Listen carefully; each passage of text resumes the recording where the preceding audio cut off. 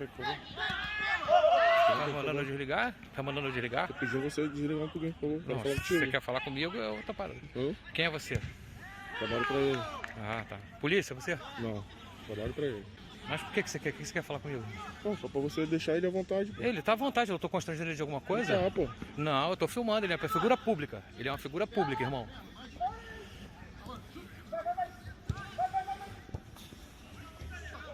Hoje, dia 28, segunda-feira. Bom, é isso aí. Valeu? Felipe Neto, que disse que nunca foi pra rua 6 meses atrás, tá aí, ó, jogando o futebolzinho dele. Mas a festa do amigo lá, ele questionou. É isso aí, ele ali atrás, ó, no gol ali, ó. Ali, ele ali, ó, no gol.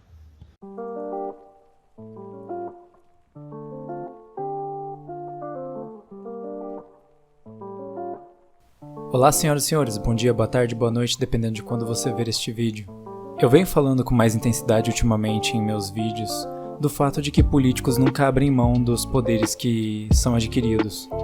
Eu aponto nessas passagens que a população, se ela se demonstrasse anestesiada suficientemente, sem muita reação às medidas tirânicas, coisa que estava acontecendo até certo tempo atrás, o lockdown e as vacinas obrigatórias seriam os últimos de nossos problemas, pois, como já muito bem fundamentado e demonstrado na prática, a tendência do ato político é sempre expandir as esferas de influência e parasitismo.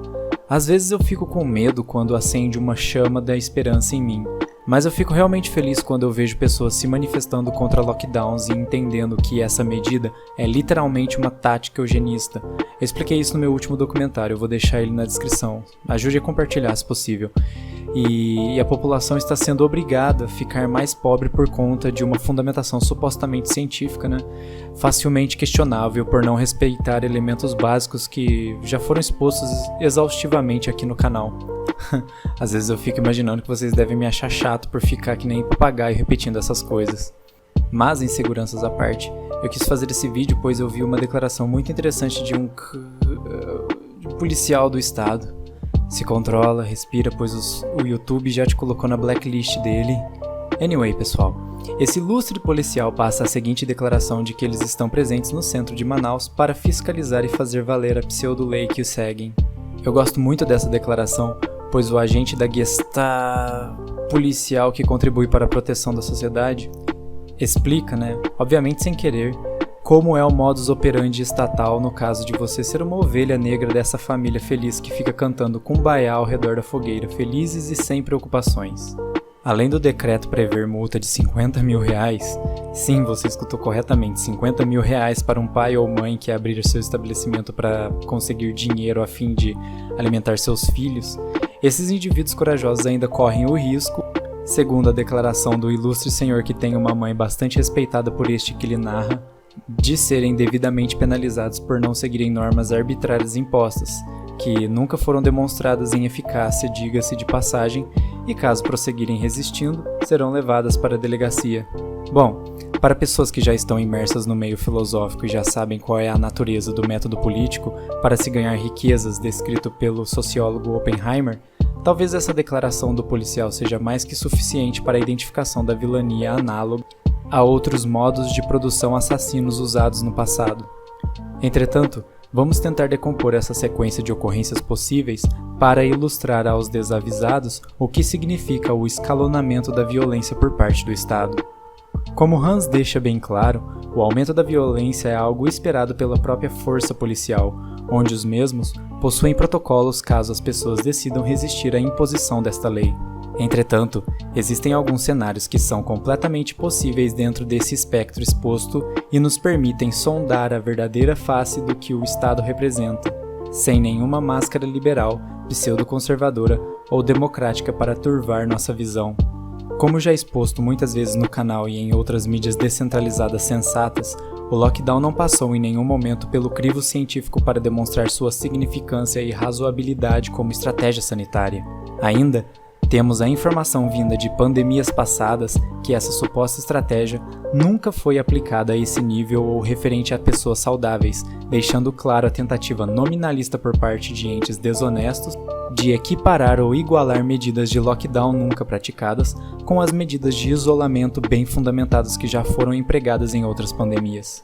Essa é uma tática por si só bastante suja, pois tenta esconder a natureza de uma coisa apenas mudando seu nome ou a equiparando com outra coisa que possui boa fundamentação, tentando colar o bom senso de outra medida bem dosada com a medida absurda que não foi sequer fundamentada por vias científicas ainda.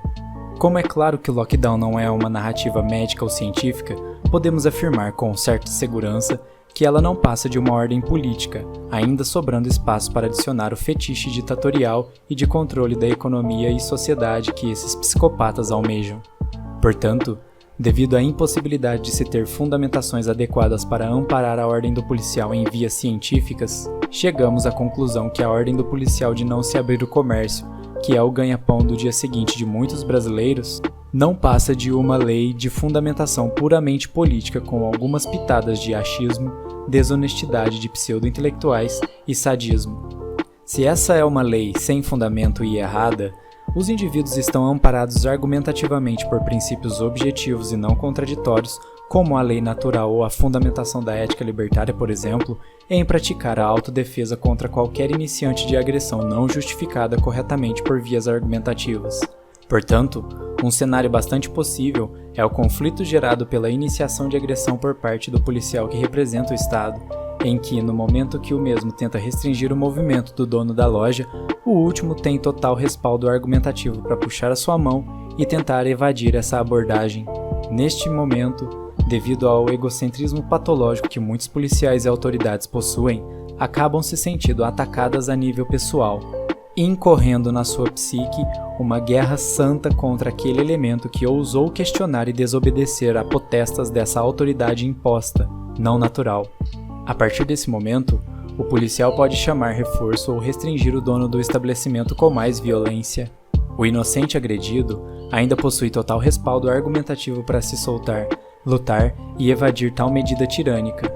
E caso o faça pulando o balcão e saindo correndo, pode-se chegar em um momento em que, caso nenhum outro policial for rápido o suficiente para realizar o sequestro, um último aviso por grito é dado, em que, caso não seja seguido, disparos por arma de fogo podem acontecer. Levando em conta toda a informação que o porta-voz da polícia passa nessa entrevista e o que muitas vezes conseguimos observar em despreparo intelectual e psicológico de muitos policiais por aí, esse cenário é algo completamente plausível, compartilhando também em possibilidade o cenário em que o indivíduo é multado sem justificativa ou sequestrado até a delegacia, também sem nenhum amparo em justificativa válida. Esse exercício é bastante oportuno para se expor uma triste realidade que sustenta a ação de todo o sistema estatal, seja ele liberal, dito conservador, ou em qualquer outra arrumação em que a liberdade racionalmente justificada é tolhida. Somos todos recursos de propriedade estatal, descartáveis caso necessário para abafar uma narrativa direcionada ao bem e à verdade ou para dar o exemplo às outras ovelhas. Mas, pelo que parece ter acontecido, muitas pessoas de algumas cidades protestaram contra essas medidas absurdas e, coincidentemente, os políticos recuaram com essas medidas, pois todo parasita visa a manutenção do limiar de um status quo em que o mesmo parasite o máximo de recursos com o mínimo de resistência. Isso faz alusão ao que eu comento no meu primeiro documentário sobre testes de estresse que estão sendo feitos na sociedade, em que, dessa forma, os políticos acabam medindo até onde podem exercer sua tirania sem gerar grande resistência ou repúdio pela população. O que é bastante perigoso e preocupante, pois o Brasil realmente demorou para se manifestar de maneira mais enfática contra as perdas de liberdade. Mas parabéns para os praticantes conscientes ou inconscientes da desobediência civil, a última e mais poderosa ferramenta que um povo tem contra a tirania. Se a reflexão trouxe algo de positivo, deixe seu like, compartilhe e comente o que vocês acham dos pseudo-conservadores que parecem ter algum tipo de fetiche por tudo que se refere ao meio militar.